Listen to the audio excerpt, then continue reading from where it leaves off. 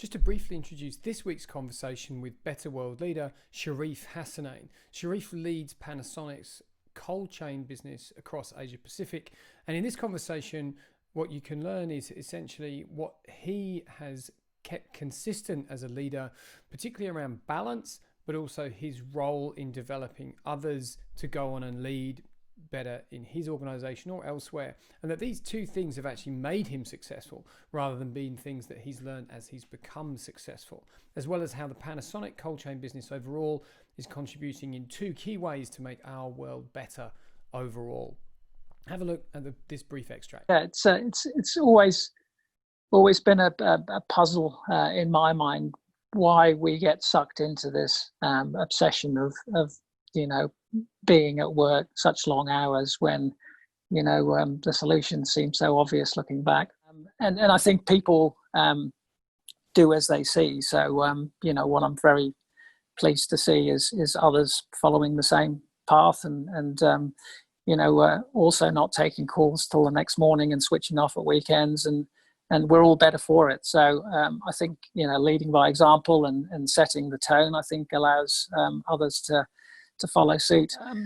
So I think it's about creating sustainable businesses and developing our people to be the best they can be. They're the two big buckets for me. I think I always look to challenge and change whatever business I'm in, so that it can grow and be better and become more sustainable for the future. We can all dream about our impacts on the world and what we might be able to do, but until you actually define that and then bed it into your business and then build a plan around that and execute that plan, it'll never happen. And then endlessly communicating that vision and plan. It's no good if it's just sat in 6 or 7 people's heads. I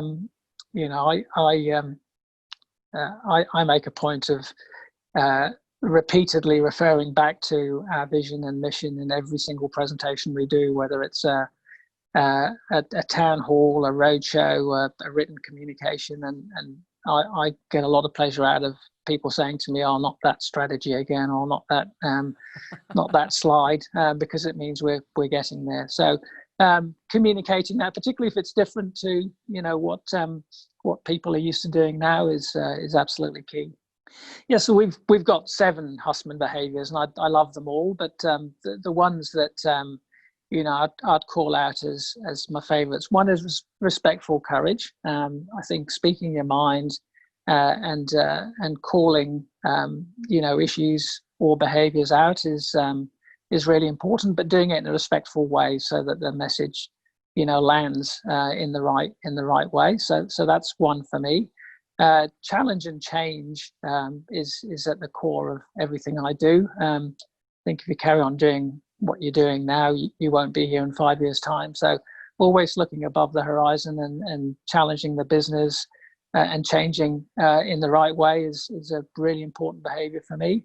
And then the third is owner mindset.